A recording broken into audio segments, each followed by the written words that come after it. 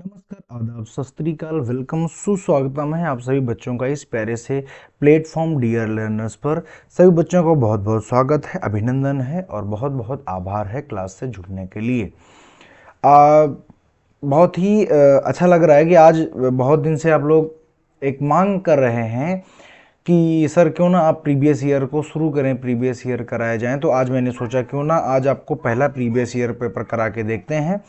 30 number की हिंदी का section जो भी हमारे सीटेट एग्जाम में विगत वर्षों में पूछा गया है, उसी एग्जाम पैटर्न के या उन्हीं प्रश्नों को, उन्हीं सेम टू सेम पेपर को आप देख रहे होंगे कि ये जो पूरा का पूरा है ये एक पूरा सीटेट का पेपर है। सीटेट के पेपर में आपको करीब 91 नंबर से लगा करके 120 नंबर तक, यानी 100 आप कह सकते हैं कि पूरे के पूरे 130 प्रश्न जो हैं वो हिंदी से मिलेंगे। 15 प्रश्न आपको पैसेज में मिलेंगे और 15 प्रश्न आपको हिंदी पेडागोजी में मिलेंगे। तो मैंने आज यहाँ पर एक सम्मिश्रित रूप से लिया है। ये पूरा का पूरा एक सेक्शन है हिंदी का, जो कि 5th सेक्शन के रूप में आपको देखने के लिए मिलेगा। उस सेक्शन को आज हम बहुत ही तल्लीनता से सॉल्व करेंगे और देखेंगे कि हमें दिक्कत कहाँ आती है, या हम ये देखेंगे कि पेपर का पैटर्न कैसा होता है और हमको कैसे करना चाहिए। शुरू करते हैं पेपर। आप देख रहे होंगे हिंदी का सीटेट का पेपर है। शुरू करते हैं गद्यांश से। इसकी शुरुआत सदैव ही होती आई है और आज भी ये गद्यांश से ही शुरू होगा। ठीक है, थिकनेस ले लेते हैं इतनी। चलिए शुरू करते हैं। देखो, अगर हम बात करें तो हिंदी का सेक्शन है, ये सीटेट का पेपर है और इसमें निर्देश दिए गए हैं गद्यांश को पढ़ करके निम्नलिखित प्रश्नों 91 से लगा करके 99 तक यहाँ पर प्रश्न यहाँ पर पूछे जाएंगे इस वाले पैसेज में। तो हम शुरू करते हैं। मैंने आपको पिछले वाली क्लासों में भी बताया था कि पहले पैसेज आप करने जा रहे हैं उसके पहले ज़रूरी है कि एक बार प्रश्नों पर नज़र जरूर डाल लें। पहला प्रश्न लिखा हुआ है, सामाजिक कार्य एवं शोध संस्थान की स्थापना का उद्देश्य क्या था। ये हम इस पैसेज को पढ़ करके जानेंगे। दूसरी बात है, लेखक का मानना क्या था, ये भी हम इस पैसेज को पढ़कर ही जान पाएंगे। जो ऐसे प्रश्न हैं जो पैसेज पढ़ के जानेंगे वो पैसेज में देखेंगे, बाकी एक बार देख जरूर लीजिएगा। संस्थान के निर्णय और संचालन में आधारभूत भूमिका इसमें से किसकी होती थी, मतलब जो निर्णय लिए जाते थे वो किसके द्वारा लिए जाते थे। आगे आ जाओ। 94 नंबर है, आत्म उत्सर्ग किस वाक्य में नहीं है। तो ये ग्रामर का प्रश्न है, चाहे तो हम इसको यहीं पर सॉल्व कर सकते हैं। देखिए, खैर हम पैसेज के बाद ही करेंगे। 95 नंबर है, लेखक के अनुसार तिलोनिया गांव में हमारे देश के आजकल के इतिहास का विस्मयकारी पन्ना लिखा जा रहा था। इसका क्या कारण है, या कि इसका कारण क्या है। और 96 नंबर है, शताब्दी का समास विग्रह क्या होता है। शताब्दी जो लिखा हो इसका समास विग्रह बताना है, समास बताना है। गांधी जी फिर इन द ब्लैंक्स को मान्यता देते थे। तो गांधी जी किसको मान्यता देते थे इसकी बात हम करेंगे यहाँ पर।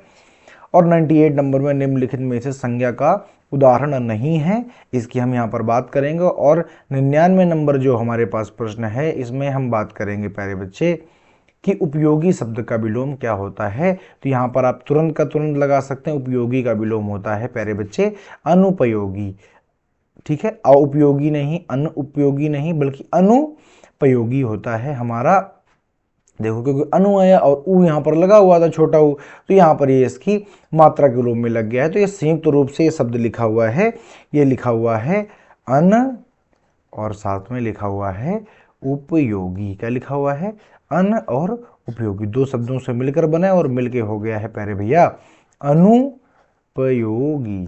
तो ये लिखा हुआ है, इसलिए याद रखिएगा। अनुपयोगी का मतलब जो उपयोग का नहीं है। आप कहेंगे बिल्कुल ठीक बात है। थोड़ी सी थिकनेस को हम थोड़ा सा इसमें कम करेंगे, 1 मिनट। ओके, आई होप अब ठीक है। चलिए, अब हम जा रहे हैं अपने पैसेज में। हम पहले पैसेज को पढ़ेंगे, उसके बाद में हम प्रश्नों को भी जानेंगे। चलिए शुरू करते हैं पैसेज। देखिए, पैसेज शुरू करते हैं हम। लिखा है, मुझे मालूम नहीं था, यहाँ से पढ़ना शुरू करना है, यहाँ से पढ़िए। मुझे मालूम नहीं था कि भारत में तिलोनिया नाम की भी कोई जगह है। तो कोई गांव है, तो आप भारत में बहुत सारे गांव हैं, तो आप सब गांव का नाम तो जान नहीं सकते हैं। तो तिलोनिया नामक भी कोई जगह है जहां हमारे देश के समसामयिक इतिहास का एक विस्मयकारी पन्ना लिखा जा रहा है। उस वक्त तक तिलोनिया के बारे में मुझे उतनी ही जानकारी थी कि वहां पर एक स्वावलंबी केंद्र चल रहा है जिसे स्थानीय ग्रामवासी स्त्री पुरुष मिलजुल कर चला रहे हैं। मुझे वहां जाने का अवसर मिला। बस्ती क्या थी, कुछ पुराने और कुछ नए छोटे छोटे घरों का झुरमुट था। अब देखो यहां पर यह लिखा हुआ है, देखिए 1 मिनट रुक जाइएगा, एक हमारे यहाँ नीचे एक आया था,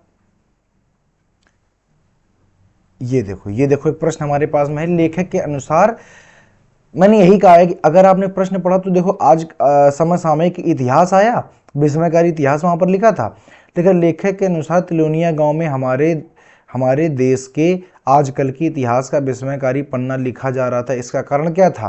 तिलोनिया गांव के पिछड़े गांव के रूप में जाना नहीं, वहां पर ऐसी कोई बात नहीं है।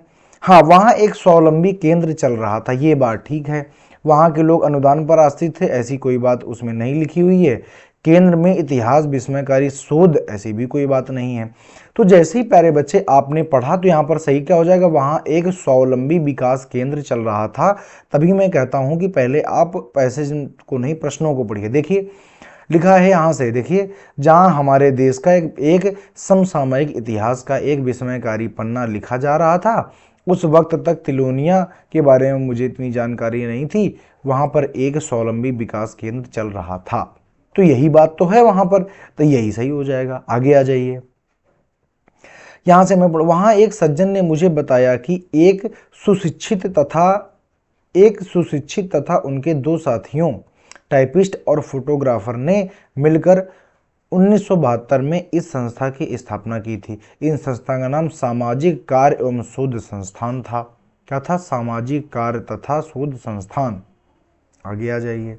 अभी किसी प्रश्न का उत्तर हमें मिला नहीं, एक का सिर्फ मिला है। मेरे मन में संशय उठने लगे, आज के जमाने में वैज्ञानिक, अब देखना यहां से एक बात सुनिएगा, आज के जमाने में वैज्ञानिक उपकरणों और जानकारी के बल पर ही तरक्की की जा सकती है।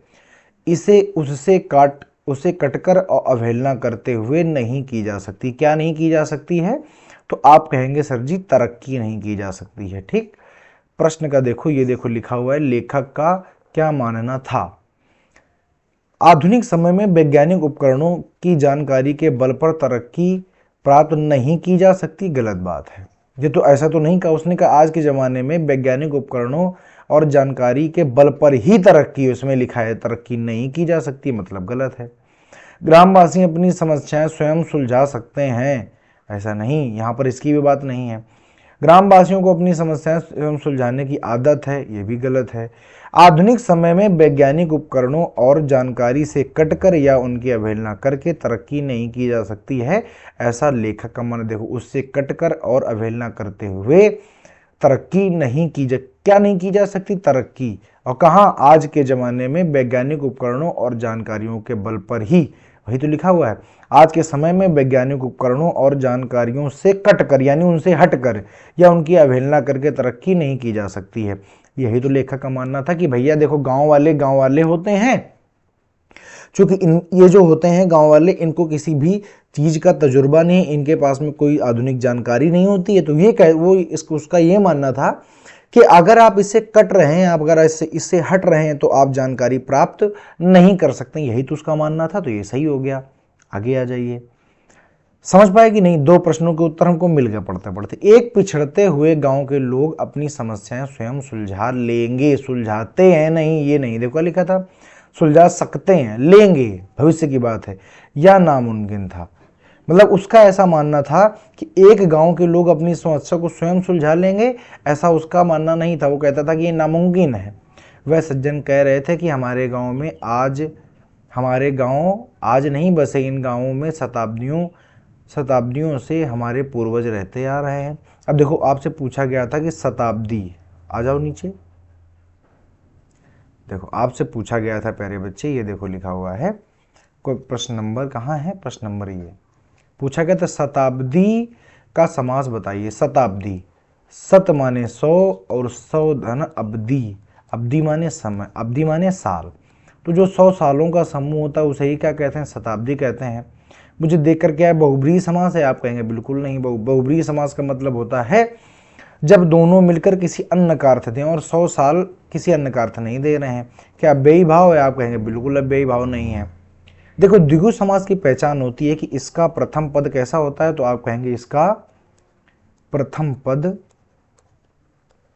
संख्यावाची होता है। अब मुझे देख करके बताइए, ये जो आपने लिखा हुआ है सत, सत माने क्या होता है, आप कहेंगे 100, तो क्या यह संख्यावाची नहीं, आप कहेंगे बिल्कुल संख्यावाची। तो अंधा भी देख के बता देगा कि बाकी सब गलत हैं। इसका सही है आपका 2 नंबर, क्योंकि द्विगु समास कहता है, द्विगु समास की पहचान होती है कि इसका प्रथम पद प्रधान तथा इसका प्रथम पद संख्यावाची होता है, उसे ही हम द्विगु समास कहते हैं। तो आई होप आपको समझ में बात आई होगी, और अगर नहीं आई है तो आप जाइए चैनल में, प्लेलिस्ट में जाइए, वहाँ पर प्लेलिस्टें पड़ी हुई हैं किसकी, आप कहेंगे हिंदी की, वहाँ से आप समास के टॉपिक को कवर कर सकते हैं। आगे आ जाते हैं। लिखा है इन गांवों में शताब्दियों से हमारे पूर्वज रहते आ रहे हैं। पहले ज़माने में भी हमारे लोग अपनी सूझ और पहलकदमी के दम पर ही अपनी दिक्कतों को सुलझाते रहे होंगे, उसको पता नहीं है। ठीक, जरूर इस बात की है कि हम शताब्दियों से इस परंपरागत जानकारी को नष्ट ना होने दें, इसका प्रयोग करें। फिर मुझे समझाते हुए बोला, हम बाहर की जानकारी से भी पूरा लाभ उठाते हैं, पर मूलतः देखो यहां से समझना, पर मूलतः स्वावलंबी बनना चाहते हैं, स्वावलंबी और आत्मनिर्भर। आ जाओ प्रश्न नंबर 1 पर आओ। देखो लिखा हुआ है, सामाजिक कार्य तथा शोध संस्थान की स्थापना का उद्देश्य क्या था। तो याद रखिए, ग्रामवासियों को देश विदेश की जानकारी प्रदान करना नहीं, उन्हें केवल अनुशासित करना नहीं, उन्हें स्वावलंबी तथा आत्मनिर्भर बनाना, यही बात बिल्कुल सही है। प्राचीन परंपराओं से परिचित करना नहीं था उसका उद्देश्य। देखो लिखा हुआ भी है मेरे बच्चे, देखो लिखा हुआ है कि हम मूलतः बाहर की जानकारी का पूरा लाभ उठाते हैं, मूलतः हम स्वावलंबी तथा आत्मनिर्भर बनना चाहते हैं। मुझे बार बार गांधी जी के कथन याद आ रहे हैं। मैंने गांधी जी का जिक्र किया तो वह बड़े ही उत्साह से बोले, आपने ठीक ही कहा, यह संस्थान गांधी जी की मान्यताओं के अनुरूप ही चलता है। अब देखना क्या क्या है, सादापन, कर्मठता, अनुशासन और सहभागिता, यहाँ सभी निर्णय मिल बैठकर लिए जाते हैं। आत्मनिर्भरता से मतलब है कि ग्रामवासियों की छिपी हुई क्षमताओं को काम में लाया जाए, और गांधी जी के अनुसार ग्रामवासी अपनी अधिकांश बुनियादी जरूरत की वस्तुओं का उत्पादन स्वयं करें। तो देखो सादापन, कर्मठता, अनुशासन और सहभागिता, देखो एक जगह गांधी जी का जिक्र आया था, हम आपको दिखाते हैं। गांधी जी, ये देखो गांधी जी का जिक्र आया 97 नंबर में। Gandhi ji fill in the blanks को मान्यता नहीं देते, आत्मनिर्भरता को देते हैं, कर्मठता को देते, अकर्मण्यता की क्या कहीं पर बात की गई है क्या, नहीं, सादापन की बात की गई है। तो वहां पर बात की गई थी आत्मनिर्भरता, कर्मण्यता, सादापन, और एक चीज की और बात की गई थी, एक बार हम देख लेते हैं गांधी जी ने और किसकी बात की है। तो आप कहेंगे अनुशासन, सहभागिता, सादापन, कर्मठता, अनुशासन और सहभागिता। तो याद रखिएगा उन्होंने अकर्मण्यता की कोई भी बात नहीं की है। अब देखो ये लिखा हुआ है, गांव के निर्णय और संचालन में आधारभूत इकाई किसकी मानी जाती है। तो गरीब संस्थापक की, नहीं, इसका कोई संस्थापक नहीं है। गरीब और दलित महिलाओं की ऐसा कोई जिक्र नहीं आया है। गांव में रहने वाले समस्त लोग, गांव के प्रधान का कोई जिक्र नहीं है। उसने ये कहा है कि लोग, देखो उसने कहा है यहां पर सभी निर्णय, यहां से देखो, यहां पर सभी निर्णय मिल बैठकर लिए जाते हैं। तो जो निर्णय मिल बैठकर लिए जाएंगे, प्यारे बच्चे आप खुद ही बताइए, उसमें गांव के समस्त लोग रहेंगे ना, उस गांव में रहने वाले सभी लोग ही तो उसमें फैसला लेंगे। आप कहेंगे बिल्कुल ठीक बात है। यानी आप यहाँ पर ये देखिए कि बहुत ज़्यादा डिफिकल्ट यहाँ पर पैसेज नहीं आते हैं, और बस ये है कि देखो पीछे नीचे दी गई है ग्रामर, लेकिन आपको दिमाग लगाना पड़ता है। आप जितना अच्छा पढ़े होंगे उतना ही अच्छा भी स्कोर कर पाएंगे। देखो लिखा है आत्म उपसर्ग किस शब्द में नहीं है। आत्मनिर्भर में देखो उपसर्ग क्या होते हैं, याद रखना, उपसर्ग वे शब्द होते हैं जो किसी शब्द के आगे, यानी आप कहेंगे कि शुरुआत में प्रयोग किए जाते हैं, पीछे पीछे प्रयोग नहीं किए जाते हैं, शुरुआत में प्रयोग किए जाते हैं, वो कहलाते हैं उपसर्ग। तो यहां पर देखिए, देखो आत्म शुरुआत, आत्मधन निर्भर, क्या हो जाएगा इसका, आप कहेंगे इसका हो जाएगा आत्मधन निर्भर, तो हो गया ये आत्मनिर्भर। आत्मसम्मान तो हो जाएगा आत्म और प्लस सम्मान, तो हो गया आत्मसम्मान। ठीक है, आप कहेंगे ठीक है। आत्मीय तो इसमें भी है आत्मधन, ई प्रत्यय लगा हुआ है। लेकिन ये परमात्मा है तो इसमें पहले लिखा हुआ है परम और फिर लिखा हुआ है आत्मा। देखो आत्मा या आत्म अगर पहले लगा होता तब तो आप कहते कि ये उपसर्ग है, लेकिन चूंकि यहां पर लगा हुआ है बाद में, और उपसर्ग क्या होते हैं? उपसर्ग वे शब्दांश जो किसी भी शब्द के पहले जुड़ करके उस शब्द का अर्थ बदल देते हैं, उनको उपसर्ग कहते हैं। तो यही सही हो जाएगा, क्योंकि पूछ भी रहा था कि निम्न में से नहीं है, तो आप कहेंगे चौथे नंबर में आत्म उपसर्ग नहीं है। ठीक है, आई होप आपको बातें समझ में आ गई होंगी, और मैंने सारे के सारी चीजें करा दी हैं, बस एक ये बचा हुआ है। देखो लिखा हुआ है 98 नंबर में आ जाओ, लिखा हुआ है निम्नलिखित में से संज्ञा का उदाहरण नहीं है। नहीं है बताना है। कैसे पता? आत्मनिर्भरता भाववाचक संज्ञा है, स्वावलंब भी भाववाचक संज्ञा है, अनुशासन भी भाववाचक संज्ञा है, लेकिन ये जो अनुशासित है ये क्या है? तो बड़े भैया ये है विशेषण। अब आप कहेंगे पता कैसे करेंगे कि विशेषण कौन सा होता है और संज्ञा कौन सी होती है? कि आत्मनिर्भरता के पीछे कुछ लगा सकते हो, आत्मनिर्भरता बालक गलत हो जाएगा, स्वावलंबन बालक गलत हो जाएगा, अनुशासन वह अनुशासन में रहता है कि अनुशासन बालक है, अनुशासन बालिका गलत है। लेकिन देखो अनुशासित में लगा सकते, अनुशासित बालक, अनुशासित बच्चा, अनुशासित स्कूल, अनुशासित संस्थान। तो ऐसे शब्द जिनके पीछे आप किसी शब्द को जोड़ करके उन शब्दों को उनकी विशेषता को बना सकते हैं, उनको ही विशेषण कहते हैं। सबसे सरल तरीका है। तो आप कहेंगे इसमें चौथा नंबर सही है, क्योंकि नहीं पूछा गया है तो चौथा ही सही है। अगला मैंने आपको बता ही रखा है। तो आई होप आपको ये बात समझ में आई होगी। चलिए अब चलते हैं अगले प्रश्न पर, या आप चलते हैं इस कविता पर। ध्यान से देखना, ये कविता लिखी हुई है हमारा निर्देश। एक मिनट रुकिए, इंक इसको थोड़ा सा और सा पतला करते हैं और थोड़ा कुछ और लाते हैं। एक मिनट,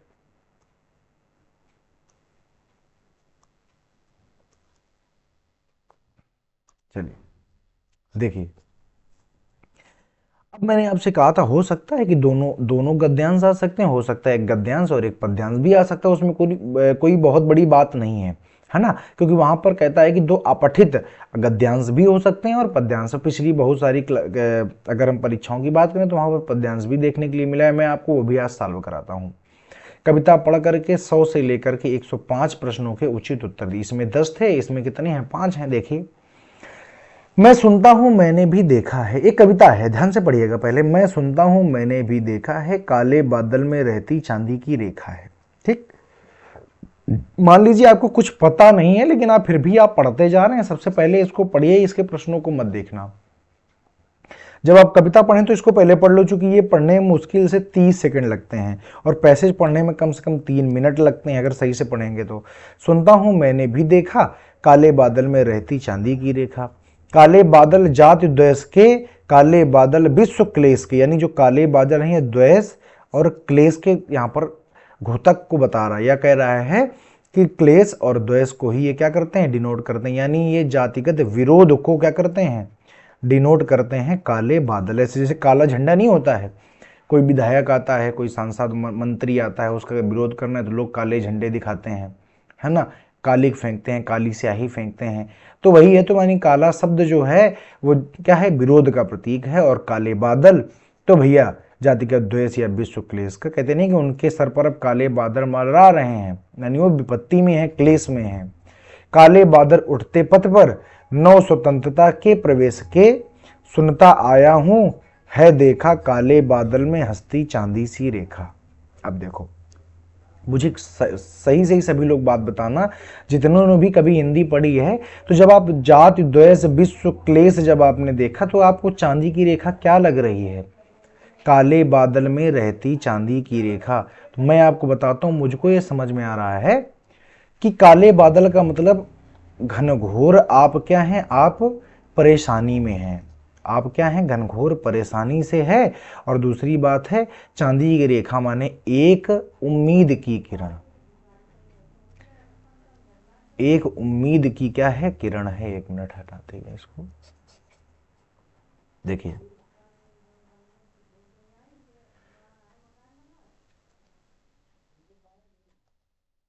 ठीक है। तो ये क्या है? एक उम्मीद की किरण। भाई आप खुद ही बताइए, अगर देखो सीटेड ऐसा पेपर है जिसमें आपको दिमाग लगाना है। आप सारी चीज़ें रट के नहीं समझ सकते हैं। आप कितना भी रटिए उसमें आप पार पा ही नहीं पाएंगे। तो मेरा तो मानना ये है कि आप रटो मत, किसी चीज़ को रट के मत बैठो, समझो उसको, समझो बूझो, तभी आप सीटेड एक ऐसा एग्जाम है जो समझदारी के बेसिस पर आप पास कर सकते हैं। रट के इसको नहीं निकाला जा सकता है। रट के अगर आपको निकालना है तो आप यूपी टेट निकाल सकते हैं, सीटेट को आप नहीं निकाल सकते हैं। दिमाग लगाइए, जब नीचे लिखा हुआ है कि जाति द्वेष विश्व क्लेश, यानी ये परेशानियां हैं, और काले बादल में रहती चांदी की रेखा, माने जितनी भी चाहे घनघोर आपके पास परेशानियां हो, बहुत ज्यादा परेशानियां हो, लेकिन उसमें भी एक चांदी की रेखा माने एक उम्मीद की किरण जरूर होती है। अब आओ प्रश्नों को देखते हैं। ठीक, देखो 100 नंबर प्रश्न को देखो। लिखा है काले बादल में रहती चांदी की रेखा, पंक्ति का भाव क्या है? भाव पूछ रहा है। भाव का मतलब होता है कि इससे आप अर्थ क्या निकाल रहे हैं। लिखा हुआ है काले बादल में चांदी की रेखा रहती। काले बादल में चांदी कभी भी नहीं होती है, ठीक, बिजली केवल चमकती है। ये देखो लिखा हुआ विपत्तियों के बीच आशा की किरण दिखाई देती है। आप खुद जानते हैं कि जीवन में कोई भी अगर समस्या आती है तो समस्या का समाधान जरूर होता है। अब आपके ऊपर है कि आप उसको खोज पाते हैं कि नहीं खोज पाते हैं। बादल के टकराने से बिजली चमकती है, बिल्कुल निराधार बात है। अंधेरे के बाद प्रकाश आता है, ये भी ठीक बात थी, लेकिन चूंकि विपत्तियों के में आशा की किरण हो गई है तो इसलिए वो ज्यादा सही है। आगे आ जाओ। लिखा हुआ है प्यारे बच्चे कि 101 नंबर लिखा हुआ है काले बादल किसका प्रतीक है? भैया ऊपर आपने देखा है कि गर्मी का प्रतीक नहीं है, तूफान के बाद खुशहाली का प्रतीक तो हो ही नहीं सकती, तो ये तो नकारात्मक शब्द लिखा है, तो पहले गलत हो गया। और तूफान जैसी कोई बात नहीं है। जातिगत बह मनस्य ना मानिए तो ऊपर देख लीजिए, लिखा है काले बादल जाति द्वेष के विश्व क्लेश के। तो विश्व क्लेश कब होगा? जब वहां पर रहने वाले लोग आपस में बहमनस्य रखेंगे। बहमनस्य का मतलब होता है कि जब वहां के दोस्त आपस में द्वेष भाव रखेंगे, द्वेष भाव रखेंगे। तो यही तो बात तो है, तो इसी का प्रतीक है। आगे आ जाओ 102 नंबर।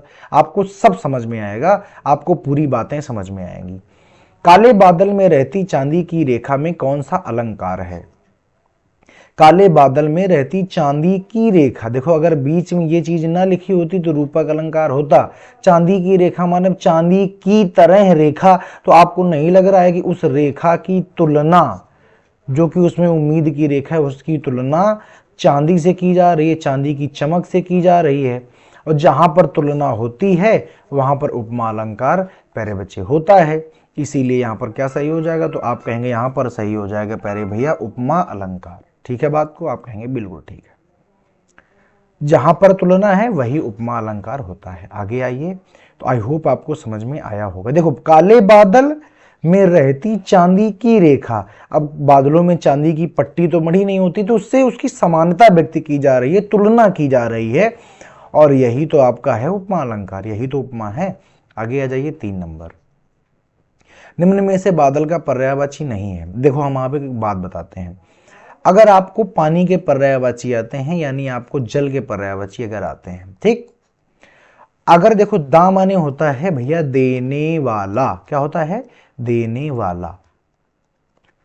जा माने होता है जन्मा या जन्म लेने वाला, और धी माने होता है निधान, माने जिसके पास बहुत कुछ है। ठीक, अगर पानी की पर्यायवाची में दा शब्द जोड़ोगे तो हमेशा बनेगा बादल का पर्यायवाची, क्योंकि पानी कौन देता है? तो आप कहोगे बादल। पानी कौन देता है? बादल। अगर पानी की पर्यायवाची के साथ में आपने जा जोड़ दिया तो ये बन जाएगा जा माने जन्मा, पानी से कौन जन्मता है? तो आप कहोगे पानी से जन्म लेता है आपका कमल। और पानी की पर्यायवाची के साथ अगर कभी भी धी जुड़ गया तो पानी का निधान कौन है? तो आप कहोगे समुद्र। भाई सबसे ज्यादा सबसे बड़ी वाटर बॉडी कौन सी होती है? आप कहोगे सर समुद्र होती है, यानी समुद्र हो जाएगा। अब यहां पर ये देखो लिखा है जलज। जलज माने आप कहोगे जलज माने होता है जल माने पानी, और जा माने जन्म, यानी ये हो जाएगा कमल। तो शुरुआत से ही पता चल गया कि ये बादल का पर्यायवाची तो नहीं, यही से। बाकी देखो जलद दा माने देने वाला और जल माने पानी, घन माने बादल होता है, पयोधर पय माने पानी और धर माने धारण करने में। पानी को कौन धारण करेगा? तो आप कहेंगे बादल, तभी तो धारण करते हैं, फिर तभी तो बरसाते हैं ना बाद में। आप कहेंगे बिल्कुल ठीक सी बात है, तो पानी को धारण कौन करेगा? तो बादल करेंगे। आई होप यहाँ तक आपको बात क्लियर हुई होगी। कभी भी आपसे पानी, समुद्र या बादल के पर्यायवाची या कमल के पूछे तो पानी के, जैसे वारिज, नीरज, नीर माने पानी और जा माने, अगर जा लगा दिया तो नीरज माने बादल और नीरद लगा दो तो नीरज लगा दिया तो कमल और नीरद लगा दिया तो बादल और नीरधी लगा दिया तो समुद्र हो जाएगा। आपको समझ में बात आई होगी। ऐसे ही आप आराम से पकड़ सकते हैं। हटा देते हैं इसको, समझते जाइएगा समस्त बातों को। क्लास 30 प्रश्न है, क्लास लंबी हो सकती है। सभी लोग समय से आके देखें, समझें, बूझें, क्योंकि भैया बहुत कम समय बचा हुआ है और आप लोग अगर मक्कारी करेंगे तो आप जानेंगे, आपका काम जानेगा। हमारा कर्म है अपना कर्म करना, जो हम लोग करते रहेंगे। तो कौन सा सही हो जाएगा? तो आप कहेंगे पहला नंबर इसका सही हो जाएगा, क्योंकि जलज, और जलज माने होता है कमल, और हमको चाहिए किसके पर्यायवाची? बादल के। और कह रहा है कि बादल का पर्यायवाची नहीं है क्योंकि ये जलज कमल का, इसीलिए ही नहीं है।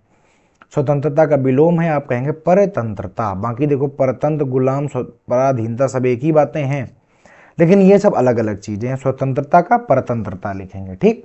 सीटेट यही करता है, यही गेम करता है सीटेट, कि आपको शब्द वही है, बस उसके चारों ऑप्शन सही हैं। आप बताओ कौन सा सही करेंगे। कुछ कह देते हैं गुलाम, आजादी का गुलामी, या आजाद का गुलाम और आजादी का गुलामी। स्वतंत्र का परतंत्र, याद रखिएगा अलग अलग चीजें हैं। स्वतंत्र क्या है? ये है एक विशेषण। जब आपसे विशेषण पूछा जाए तो विशेषण वाली दो। गुलाम या आजाद क्या है? ये भी है विशेषण। अगर होता आजाद तो उसका लिखते गुलाम, ठीक।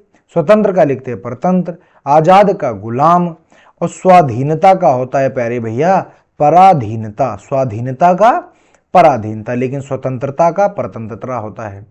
अब कोई ये कहे कि सर जी ने बताया, इसलिए मैंने आपको विधिवत बता दिया है कि भैया सुन लो, समझ लो, देख लो कि स्वतंत्र का परतंत्र, आजाद का गुलाम, आजादी का गुलामी, लेकिन स्वतंत्रता का परतंत्रता। बीच में पीछे ता है, यहां भी ता है, यहां भी होनी चाहिए।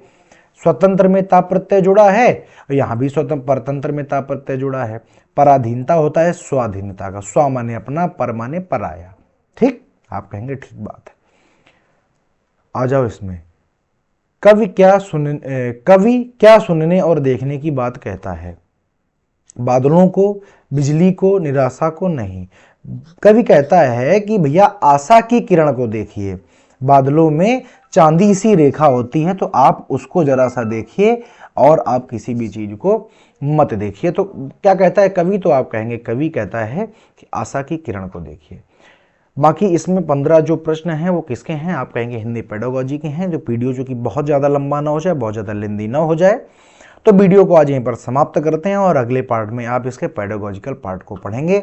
आई होप आपको समझ में आया होगा। जितने भी बच्चों को यहाँ पर बातें समझ में आई हैं, सभी चैनल को लाइक, शेयर, सब्सक्राइब करेंगे। मैं हूँ शशांक तिवारी। मैं आज आपसे विदा लेता हूँ और एग्जाम तक मैं आपको इस प्रकार के बहुत सारे प्रश्न कराऊंगा जो कि आपके पेपर में हूबहू आने की पूरे चांसेस हैं और आएंगे और आप सफल होंगे, यही निर्धारित है। चलिए खत्म करते हैं आज की क्लास को, अगली क्लास में मिलते हैं। जय हिंद, नमस्कार।